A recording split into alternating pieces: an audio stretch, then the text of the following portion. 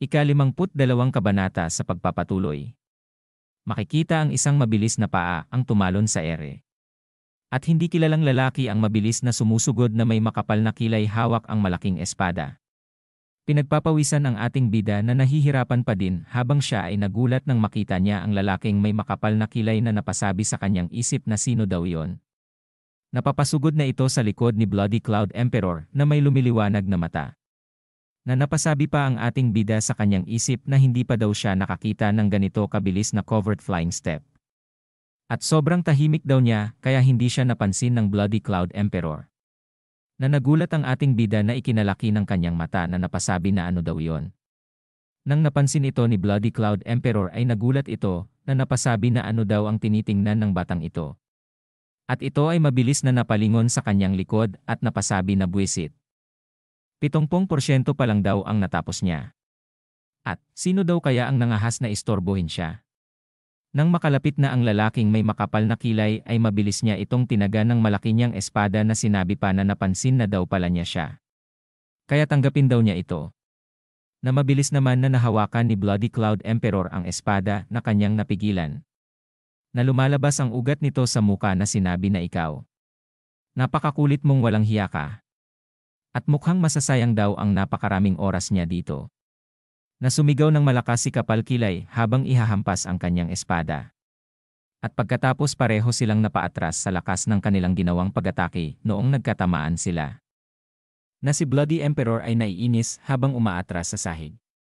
Na makikita ang espada ni Kapal Kilay na tumutunog ang mga singsing na nakakabit sa kanyang espada na ihahampas muli kay Bloody Emperor. Patuloy ang pagtunog ng espada ni Kapal Kilay habang mabilis niya itong winawasiwas kay Bloody Cloud Emperor na kanyang naiiwasan. Habang nanunood ang ating bida sa kanilang dalawa, ay napasabi ang ating bida na kahanga-hanga daw ang galing nila. Dagdag pa niyang sinabi sa kanyang isip na ito daw ay isang labanan sa pagitan ng dalawang ganap na eksperto. Na makikita ang muka ng ating bida na napasabi pa sa kanyang isip na hindi man lang daw niya makita ang kanyang espada. Pero nagawa daw ni Bloody Cloud Emperor na salagin ang lahat. Ito daw ay hindi talaga kapani-paniwala. Habang hawak ni Bloody Cloud Emperor ang espada ni Kapal Kilay ay napasabi na ano daw ang nakakairitang tunog na ito. Na biglang may isang liwanag na lalabas sa bunganga ni Kapal Kilay na tinatawag niya itong Leon's Roar.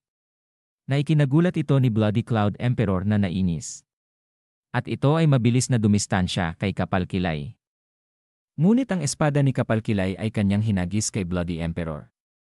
Na nagawa nitong maputol ang kaliwang braso nito na kanyang ikinagulat. Na mabilis namang bumalik ang espada ni Kapal Kilay sa kanya. Na nangangalit ang ngipin ni Bloody Cloud Emperor hawak ang balikat na napasabi na lintik. Na sinabi sa kanya ni Kapal Kilay na Bloody Cloud Emperor, Seyo punha. Ikaw na lintik na walang kwenta. Tigilan na daw niyang paikutin siya sa buong gangho. Na napatingin ang ating bida na sinabi na alam ko na kung sino siya. Siya daw ay si Blade Emperor, Jung Yimoon. Na makikita ang muka ng ating bida na may pawis sa kanyang pisngi.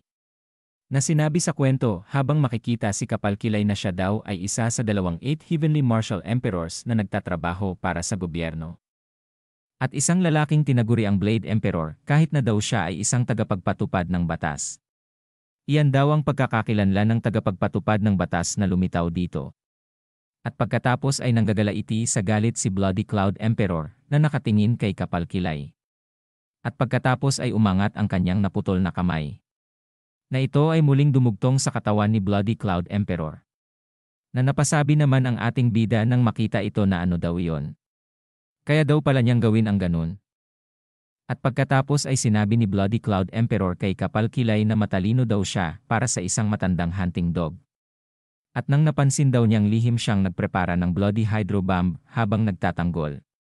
Na naiinis pa nitong sinabi sa kanyang isip na itinaboy daw niya siya gamit ang Lion's Roar ilang sandali bago ihanda ang kanyang Bloody Hydro Bomb at tinamaan daw siya ng isang key-guided sword. Dagdag pa niya na kahit na daw nagawa niyang muling ikabit ang kanyang braso, maapektuhan daw ang kanyang mga galaw sa loob ng ilang panahon. Na napasabi pa siya habang makikita ang kanyang mata na ito daw ay isang malaking pagkatalo. At pagkatapos ay sinabi sa kanya ni Kapal Kilay na hindi daw niya kailanman nalaman kung siya ay lalaki o babae. Pero mukhang siya daw ay naging isang ganap na monster, na kaya daw niyang muling ikabit ang naputol na braso. Na nangangalit pa rin ang ngipin ni Bloody Cloud Emperor na sinabi na ano daw naman yon. At napasabi sa kanyang isip na alam kong ang gago na Blade Emperor ay hinahabol ako. Hindi dahil natatakot ako sa kanya, kundi ayaw ko lang ilagay ang sarili ko sa panganib sa pakikipaglaban sa isang tao sa aking antas. Na napatingin ang kanyang mata sa gilid at napasabi pa sa kanyang isip na nahabol niya ako dahil nag-aksaya ako ng sobrang oras kasama si Song Woo-moon. Na sinabi pa nito sa isip kaharap si kapal kilay na Blade Emperor. Gusto kong pira-pirasuhin siya. Pero kung tutulong ang batang ito sa Blade Emperor, ang maliit na pagkakaibang iyon ay maglalagay sa akin sa disbentahe. Dagdag pa niyang sinabi sa isip na makikita ang mukha niyang nangalit ang ngipin na hindi ito maganda. Ang aso ng gobyerno ay isang walang hiya na tao na hindi nag-aalangan na lampasan o ambusuhin ang kanyang mga kalaban. At wala akong pagpipilian. Na ito ay naghanda ng tumalon. At pagkatapos ay sinabi niya habang nasa ere na magkikita tayong muli, aso ng gobyerno. Na sinabi naman niya sa ating bida na tandaan mo, Song Woo-moon. 3 taon. Kahit ang Palm Emperor ay hindi ka matutulungan noon. Na nakatingin ang ating bida sa kanya na may gulat sa kanyang muka. Na ito ay unti-unti nang nawawala sa ere na pinagmamasdan pa rin ng ating bida. Na napahinga naman ng malalim si kapal kilay at napasabi na 3 buwan na ang nakalipas mula nang habulin ko siya sa utos ng emperador. Hindi rin ako nasa magandang kondisyon dahil tinulak ko ang aking sarili lampas sa hangganan. Na nakapikit pa nitong sinabi na dapat ay masaya ako na nagawa kong putulin ang kanyang braso ngayon. Habang nagmumuni-muni pa si kapal kilay ay lumapit ang ating bida sa kanya. Na isinuntok ang kamao sa palad at sasabihin sana niyang Blade Emperor, ngunit sinabi na lamang niya na salamat daw sa kanyang tulong. Sir. At pagkatapos ay napasabi ang ating bida sa kanyang sarili na muntik na daw siyang magkamali na tawagin siyang Blade Emperor. At pagkatapos ay naalala ng ating bida ang sinabi ng kanyang lolo sa kanya na ang Blade Emperor at ang Martial Emperor daw ay hindi gusto ang mga titulo ng 8 Heavenly Martial Emperors. At sinasabi nilang ang pagbibigay ng titulong Emperor sa sinuman ay labis na kawalang utang na loob kahit sa mga pamantayan ng gangho. Dagdag pa niya na kaya kung sakaling makilala mo silang dalawa, mag-ingat ka. Na nakatingin lang sa kanya si kapal kilay ng tahimik na ikinagulat naman ng ating bida na wala ring masabi. At pagkatapos ay makikita ang muka ng ating bida na nakatingin kay kapal kilay na napasabi sa kanyang sarili na bakit daw wala siyang sinasabi na kahit kaunti. Nang biglang nagreklamo ang tiyan niya na malakas na tumunog. At napasabi na gutom na daw siya. At matagal na daw niyang hinahabol ang gagong iyon. Kaya kailangan daw niyang magpahinga para sa araw na ito. At sinabi pa sa ating bida na dalhin daw niya siya sa isang inn. Na mabilis na bumaling ang ating bida habang sinasabi na okay po sir. At sinabi sa kanyang sarili na narinig daw niya ang malakas na kulog mula sa kanyang tiyan. At siya daw ay ganap na ibang-iba kumpara sa kanyang lolo. Sinabi sa kwento habang makikita si kapal kilay hawak ang kanyang tiyan na sa 14 daw na kasalukuyang ganap na eksperto, 3 daw ang nagtatrabaho para sa gobyerno. At isa daw sa kanila ay siya, si Jung Yimoong. Isang malayang tagapagganap ng batas. At tumatanggap daw siya ng utos mula sa walang iba kundi ang emperador mismo. At dito na po nagtatapos ang ika-52 kabanata.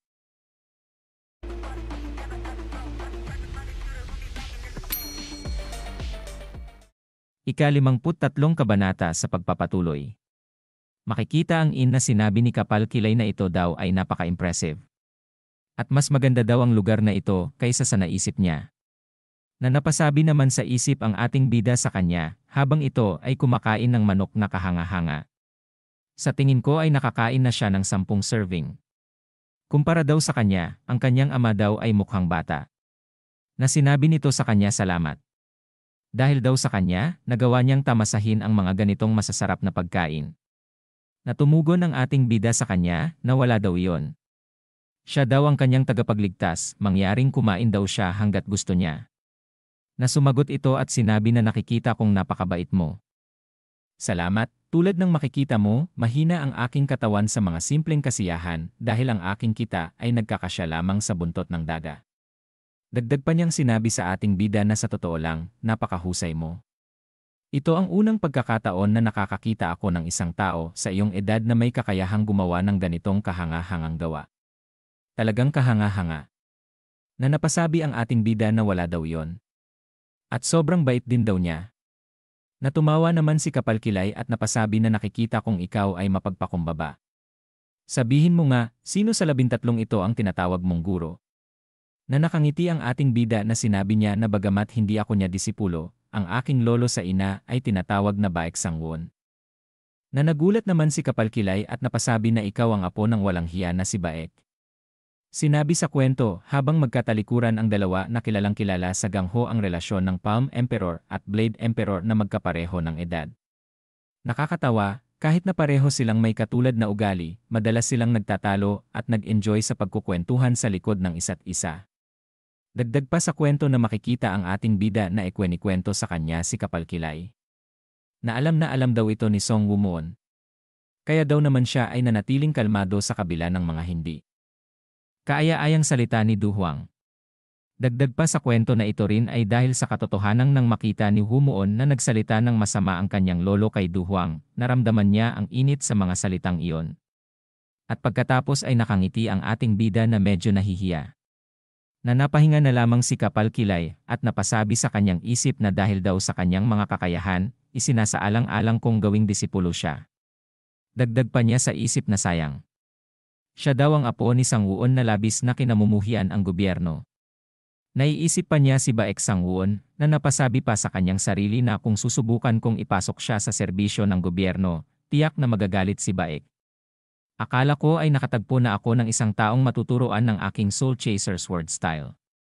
Dagdag pa niya na dapat ko pa bang subukan. At sinabi niya sa ating bida na ano daw ang kanyang pangalan. Natumugon ito at sinabi na siya daw ay si Sung Woo-moon. Na sinabing muli sa kanya ni Kapalkilay na sige, Woo-moon. Gusto mo bang sumama sa akin at pumasok sa serbisyo ng gobyerno? Na napasabi sa kanya ang ating bida na ang sinasabi daw ba niya ay gobyerno. Dagdag pa niya na pasensya na. Pero wala daw siyang interest na magtrabaho sa gobyerno. Na naiinis naman si Kapalkilay na napasabi sa kanyang isip na nalason na daw ba ang isipan niya ni Baek Sangwon. Na naiinis itong tumayo at sinabi na buwisit. Kung ganun aalis na daw siya. At kailangan pa daw niyang matulog. Sa kabila ng lahat. Kailangan kong magising at alisin na naman ang gagong Bloody Cloud Emperor. Na napasabi naman ang ating bida sa kanyang isip na ha. Nagalit na lang daw siya ng bigla. Na sinabi ng ating bida sa kanya na pero. Hindi daw ba't nangangahulugan iyon na hindi na niya siya makikita. At pumatay daw siya ng napakaraming tao sa Soyojin. At kung hindi daw nila siya makikita. Nang biglang lumingon si Kapalkilay at binuksan ang maliit na kahon na may maliit na daga at sinabi niya na walang dahilan upang mag-alala. Mayroon daw siya nito. At ito daw ay isang mahiwagang nilalang na tinatawag na infiltrating rat. At kung mahuli daw nito ang amoy kahit isang beses, kahit saan man naroroon ang kaaway, kaya nitong amuyin sila. Na napasabi ang ating bida na ganun daw ba? Nang biglang napatingin sa ibaba ang ating bida na napasabi sa kanyang isip na kung mas malakas lang daw sana siya. At kung nagawa daw niya siyang sundan, magiging perpekto daw sana. At tumighim si Kapalkilay at sinabi sa kanya na huwag, kahit isang saglit, isipin ang tungkol sa pag-aaral ng Demonic Heartless Blood Art. Dagdag pa niya na sa kabutihang palad, may mga kakulangan ang mga aral ng Bloody Cloud Emperor, kaya't ang Demonic Heartless Blood Art ay hindi usad sa iyong katawan. Na sinabi ng ating bida sa kanya na siyempre, wala akong balak na pag-aralan ito kailanman. Natumugon si Kapalkilay at sinabi sa kanya na mabuti. Nais kong mamuhay ka ng matuwid. Ngunit kung sakaling pag-aralan mo ang Demonic Heartless Blood Art. Natumingin sa kanya si Kapalkilay ng kakaiba at sinabi na kailangan kitang patayin, kahit gaano man ako sisihin ni Baek dahil doon. Natumugon ang ating bida at sinabi na naiintindihan ko. Nangangako akong hinding-hindi ko pag-aaralan ang sining na yon. Dagdag pa ng ating bida sa kanyang isip na ang tindi daw ng emosyon na yon. Hindi daw yon isang pagbibiro. Na naglakad na si Kapalkilay at sinabi pa sa ating bida na sige, magpapaalam na ako sa iyo ngayon. Nayumuko naman ang ating bida habang papaalis na si Kapalkilay. Na pinagmamasdan niya ito at napasabi sa kanyang isip na hindi daw siya makapaniwala na nakatagpo niya ang Bloody Cloud Emperor at Blade Emperor sa iisang araw. Magiging ibang-iba daw ang sitwasyon kung narito si Lolo. Na napatingin ang ating bida sa kanyang gilid at napasabi sa kanyang sarili na ang Bloody Cloud Emperor. Babalik daw siya sa loob ng 3 taon. Dagdag pa niya na huwag daw niya siyang gawing katawa-tawa. Tiyak na aksyonan ko siya bago yon. At pagkatapos ay makikita ang langit at mga kabahayan. Na nakita siya ni Lady Yeon na siya ay tinawag nito. Na nagulat naman ang ating bida na agad na tumingin sa kanila at napasabi na may problema daw ba. Natumugon si Lady Yeon na kanina pa daw niya siya hinahanap. At naisip daw niya na magkasama silang mag-deposit ng Nightglow Gem. Makakatulong daw ba siya? Na napasabi ang ating bida sa kanyang sarili habang nakatingin kay Lady Yeon na sa tulong daw ng unbreakable na Celestial Master's Immortal Art, tila halos daw nakakabawi na siya. At pagkatapos ay nakangiting sinabi ng ating bida na syempre daw naman. Kung hindi daw siya, sino pa daw ang tutulong sa kanya? Kaya sige, umalis na daw sila. Na masayang tumugon si Lady Yeon na sinabi sa kanya na salamat. At lumipat ang eksena sa Joint Secretariat of Golden Dragon's Land of Abundance. Habang nagkakape si Baek Haeryong ay sinabi nito na ganito na lang daw ba kababa ang halaga ng mga import sa pagkakataong ito. Natumugon ang matabang lalaki sa kanyang likuran at sinabi sa kanya na ganun na nga.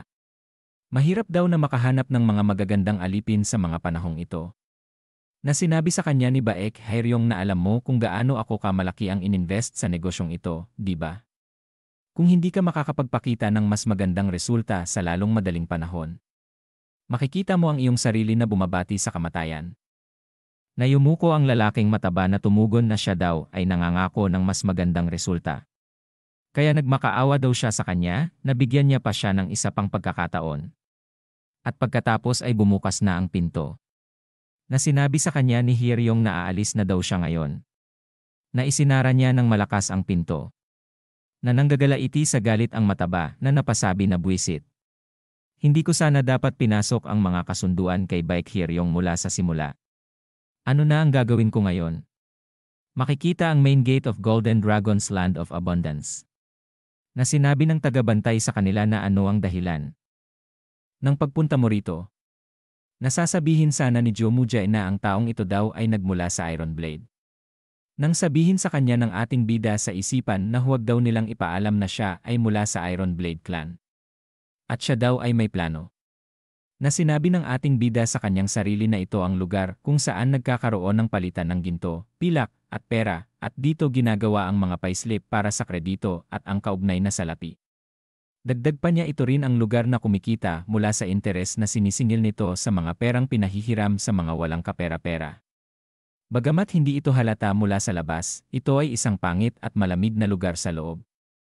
Na makikita ang langit na sinabi ni Jo Mujae na sila lang daw ay may edidepositong bagay. Natumugon ang gwardiya na tumuloy na daw sila. At nang sila ay nasa loob na ay tinanong sila na ano daw ang kanilang edideposito. Natumugon ang ating bida na ito daw ay isang mahalagang bagay. Ligtas daw bang makipag-usap dito? Na sinabi sa kanya ng matandang ito na siya daw ang pangalawang kanselor ng lugar na ito. At ligtas daw siya makipag-usap.